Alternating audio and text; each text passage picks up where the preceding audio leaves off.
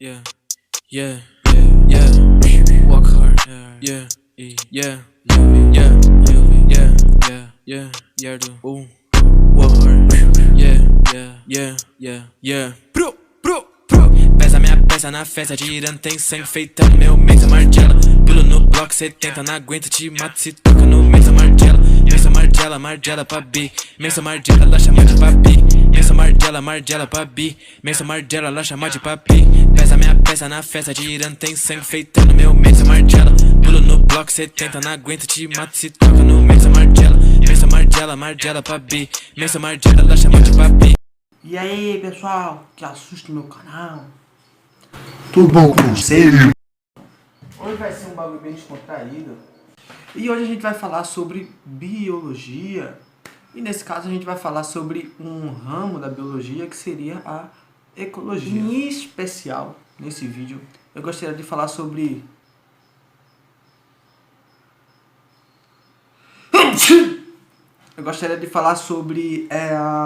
a atmosfera.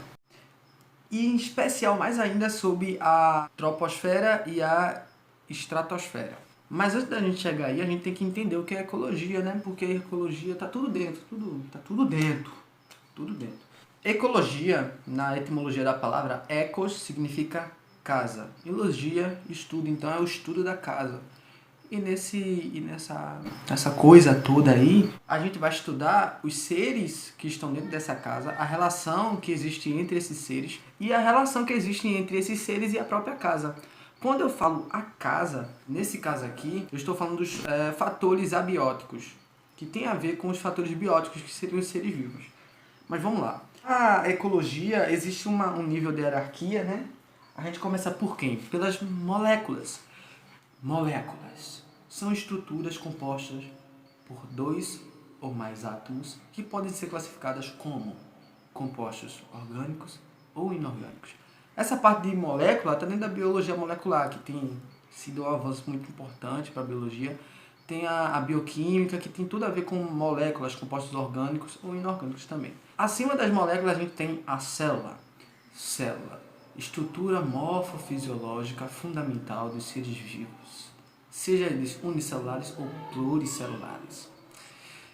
Então, cara, se você for pegar um ser vivo e for despedaçando ele, a última unidade lá, estrutura fisiológica, é funcionamento. Essa última estrutura é a célula, beleza? Então, um conjunto de células, e elas não precisam ser iguais, entendeu? Tem ou não pode ter estruturas ou líquido ou fluido extracelulares entre elas. A gente chama de tecido, que seria esse aglomerado de células sendo iguais ou não, possuindo ou não um fluido extracelular. A gente chama de tecido, que vai exercer uma função específica, tá bom? E depois dos tecidos, a gente tem os órgãos ou os sistemas. Os órgãos seriam um conjunto de tecidos que vai formar uma estrutura que vai ter uma certa função. Por exemplo, o coração. O coração tem tecido muscular e ele tem a função de bombear o sangue. E um conjunto de órgãos, a gente vai ter o sistema, tipo o sistema circulatório, o coração, as veias, as artérias. Então a gente tem os sistemas. Um conjunto de sistemas, aí a gente tem o sistema respiratório, o sistema circular, sistema ósseo, vários sistemas, a gente tem o organismo. E o organismo é o indivíduo que constitui uma população. Aí já é um nível hierárquico maior que o organismo. Um aglomerado de organismos da mesma espécie em uma determinada área a gente chama de população. Várias populações juntas em uma área a gente tem a comunidade. Se a gente pega a comunidade e insere nela fatores abióticos como clima, como o solo, temperatura, pH, a gente tem o ecossistema. Detalhe, comunidade pode ser chamada de biocenose ou biota, tá bom? E quando a gente pega todos os ecossistemas que existem aqui na Terra, a gente chama de biosfera. E é agora que a gente vai entrar no bagulho legal. A biosfera, ela é constituída por esses seres, que são os seres vivos, que é os fatores bióticos, e ela é constituída também pelos fatores abióticos. E a gente pode dividir a biosfera em camadas constituídas por fatores abióticos, que seriam os meios, né? A gente pode dividir... A gente pode dividir a biosfera em litosfera, hidrosfera e atmosfera. Litosfera vem de lito, que é pedra, e tem a ver com solo também.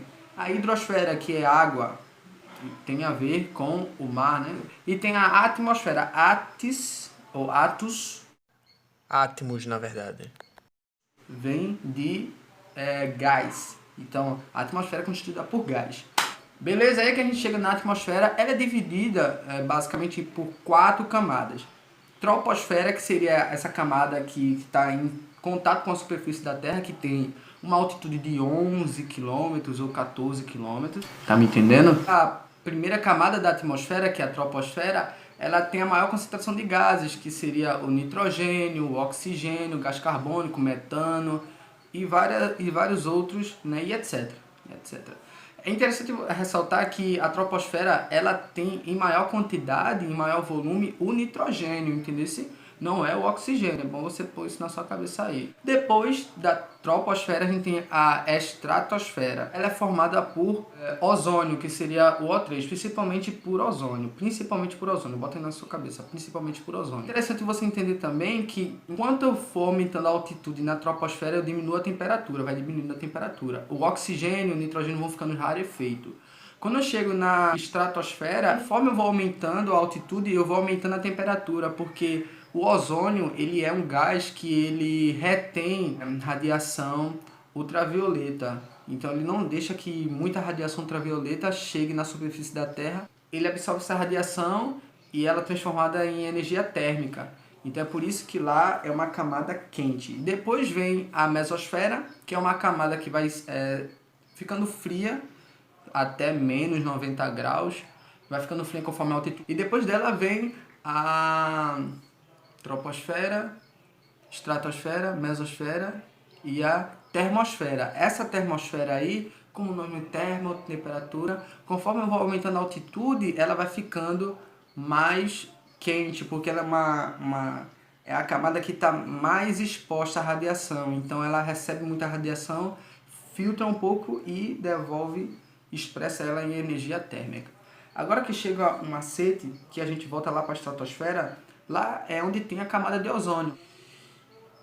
E toda essa camada que existe de gases, ela funciona como uma estufa. O ozônio ele não deixa que alguns raios entrem aqui. E tem gases que permitem que algumas radiações fiquem aqui, que no caso seria o vapor d'água e o gás carbônico. Esse é o efeito estufa, essa função que os gases da atmosfera exercem sobre a manutenção da temperatura aqui na Terra. Só que o que é que acontece, cara? Como existe muita emissão de gases clorofluorcarbonetos, se eu não me engano é esse o nome, são gases que são emitidos por Rexona e ar-condicionados. Quando eles chegam na estratosfera, eles quebram a ligação existente entre o O3 e forma O2. E o O2 não tem a mesma função que o O3. Então a gente não tem buracos na camada de ozônio, a gente tem rarefação. A gente diminui a concentração de ozônio. Aí o ozônio permite que passe algum mais radiação visível, que seria a luz. Deixa passar mais luz, mais radiação. Quando passa mais radiação e chega aqui na Terra, a gente absorve essa radiação, o solo e as plantas, a gente esquenta, vai aumentar a temperatura, corpo mais quente tende a emitir mais infravermelho, e como a gente tem mais gás carbônico e metano, que seriam gases de efeito estufa, eles tendem a reter o infravermelho aqui dentro. Então, com a emissão de gases poluentes e de gases que fazem buraco na camada de ozônio, a camada de atmosfera deixa passar mais radiação, esquenta mais aqui dentro.